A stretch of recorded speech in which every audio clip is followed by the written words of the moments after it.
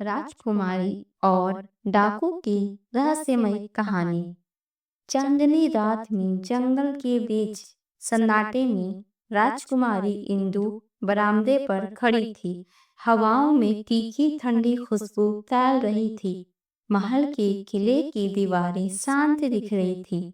इंदु के गहनों की टिमटिमाहट चांद की रोशनी से मेल खा रही थी। अचानक दूर से घोड़े की तिल्लर आवाज आई। वह खड़ी रही, उसका दिल तेज हो गया। एक काला साया करीब आ रहा था। घोड़े की खुरों की आवाज मंग महल के दरवाजों तक पहुंच रही थी। एक डाकू आया, चमकीले लौ तलवार से सजी पोशाक में। उसकी आंखों में रहस्य था, पर चेहरे पर मासूमियत। उसने धीरे से राजकुमारी को देखा। इंदु ने डर महसूस किया, पर उत्सुकता भी चाहिए। डाकू से हाथ उठाकर सलाम किया। महल पर प्रहरी चेत गए, लेकिन पीछे हट गए। डाकू ने एक गहरा एहसास दिलाया कि वह कुछ कहने वाला है। इंदु ने पूछा, कौन हो आप? वह मुक रहा, बस आंखों से जवाब दे गया। रात की ठंडी हवा में खामोशी थी। इंदु की धड़कन तेज थी। डाकू ने चाल ढाल में अजीब सहजता दिखाई। वह देवता जैसा लगता था और असाधारण, जैसे कोई परी। वह महल के संरक्षण में खतरा नहीं था, पर अदृश्य। इंदु ने उसकी बेटी की तरह मासूमियत देखी। डाकू ने महल के दीवार को छू लिया और चुपचाप चला गया। राजकुमारी का अटूट प्रश्न। अगली बार इंदु फिर बरामदे पर आई। तारों की ककलाहट कानों में थी। मन में डाकू की झलक ताजा थी। हवा में एक गंध फैल रही थी, मिट्टी की। अचानक वही डाकू फिर दिखाई दिया। इंदु ने सांस रोकी। वह पास गया। आप मुझे क्यों देखना चाहते हैं? इंदु ने पूछा। डाकू ने एक सिक्का निकाला। वह पुराना था, उस पर अजीब चिन्ह उकेरे गए थे। डाकू ने उसे इंदु को थमाया। वह सुस्त भाव से कहने लगी, मेरी आत्मा की परछाई। इंदु ने सिक्के को हाथ में लिया और ठंडक महसूस की। उसके पास एक रहस्यमय दस्तावेज था। दस्तावेज पर लिखा था, शापित राजवंश। डाकू की आंखें भर आईं। उसने निगाहें नीची कर दी। इंदु ने धीरे से पूछा, क्या आप एक राक्षस हैं? डाकू ने झुककर कहा, नहीं, मैं एक शापित राजकुमार हूँ। वह दुनिया से छिपा हुआ था। इंदु की धड़कन ठहर गई। इस रहस्य ने उसे खींच लिया। हाथ में सिक्का भारी लग रहा था। डाकू ने बिना कुछ कहे विदा लिया।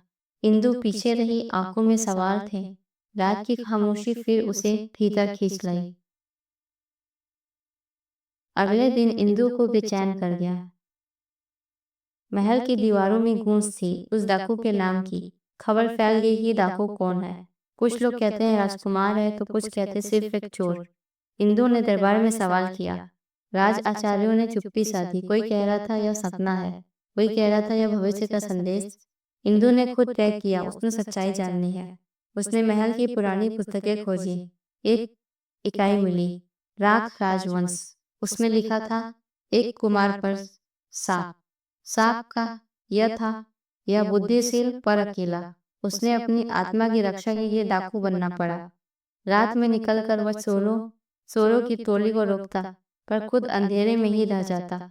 इंदु की आंखें चमकी। वह एक रहस्यमय प्रेम की कल्पना करने लगी। क्या वह उस डाकू को बदल सकती है? क्या उस सांप को तोड़ सकती है? इंदु ने ठान लिया, वह उससे मिलकर पूछेगी। अगली निशी इंदु फिर ऊंची मीनार पर चढ़ी। चांद धुंधला था, मगर आंखें होशियार। डाकू फिर से आया। हवा में लकड़ियों की खुशबू थी। इंदु ने साहस जताया, तुम क्या चाहते हो? उसने पूछा। डाकू ने उस सिक्के को फिर निकाला। उसकी आंखों में दर्द था। उसने कहा, सांप मुझे बांधे हुए है, मैं अपनी असली पहचान चाहता हूँ। इंदु ने पास आकर कहा, मैं तुम्हारा साथ दूंगी। डाकू अचंभित हुआ। वह चुप रहा और झुक गया। आपको जोखिम हो सकता है, पर मैं डरती नहीं, इंदु बोली। चांद ऊपर चमक उठा। डाकू के मन में एक अंदर महसूस किया और राजकुमार की सच्चाई को छेड़ना चाहता था। इंदु ने दस्तावेज वापस मांगा। वह दस्तावेज मेरी आत्मा का हिस्सा है। उसकी आवाज कांप उठी। इंदु ने सोचा, इस सांप की तह तक जाना होगा। कल रात फिर मिलेंगे। डाकू ने सुबुद्धि में सिर हिलाया। वह दूर चला गया अंधेरे में। इंदु ने उस सिक्के को दिल में दबा लिया। उसकी आंखों में चमक थी। अगली रात इंदु तैयार थी। हाथ में यानी दस्तावेज था। डाकू बरामदे आया। उसने हाथ में दस्तावेज थामा। इंदु ने पढ़ना शुरू किया। दस्तावेज में लिखा था, एक श्राप ग्रंथ। यह ग्रंथ जंगल के दूर वाले मंदिर से जुड़ा था। एक चित्र भी था, राजकुमार की तस्वीर। राजकुमार की आंखों में दया थी पर दर्द था। इंदु ने पूछा, यह मंदिर कहाँ है?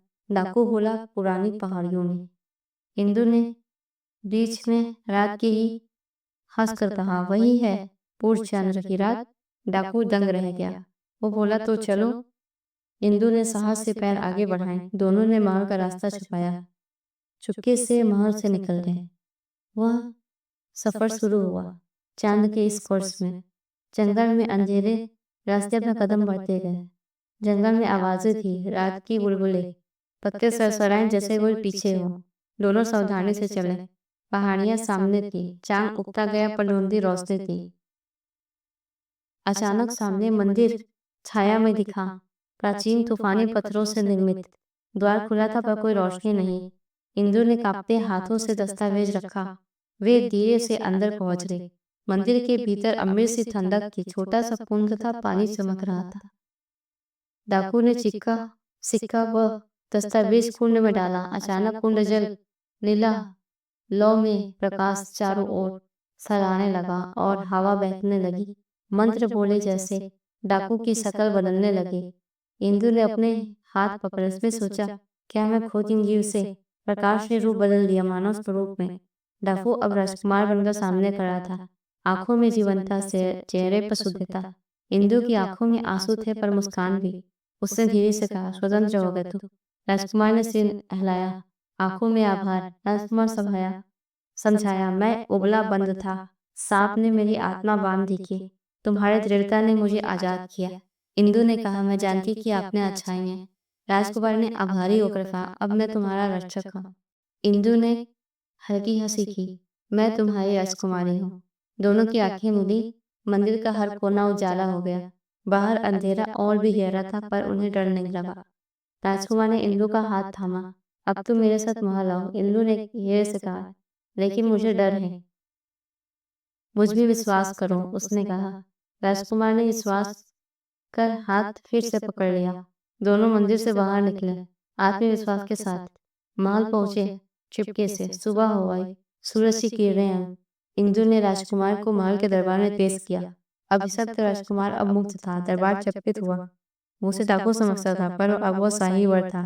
इंदु ने सबको सच्चाई बताई। राजकुमार ने पुनः विनती की, मुझसे राजकाज करे।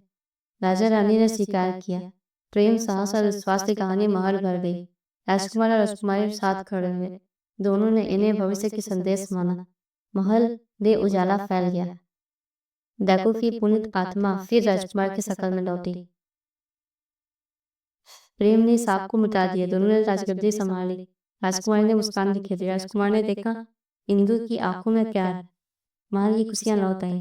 रात में फिर चांद निकला पर अब त्योहार जैसा।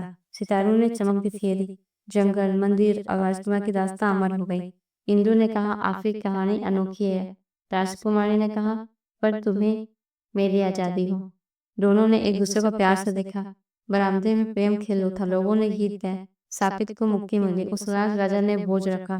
रात था, कृष्ण, नृत्य, संगीत, खुशियां, सभी लोग आए। राजकुमारी ने इंदु को नृत्य के लिए आमंत्रित किया। सबने ताली बजाई। लेकिन प्यार शुरू हुआ।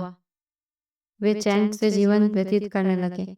किसी चांदनी रात में वह फिर मिलेंगे। वह क्षण और प्रेम की कहानी हमेशा गूंजती रहेगी। Thank you guys, thank you for watching. आपको हमारी कहानी कैसे लगी आप हमें जरूर बताएं। प्लीज लाइक से and subscribe my channel. Thank you.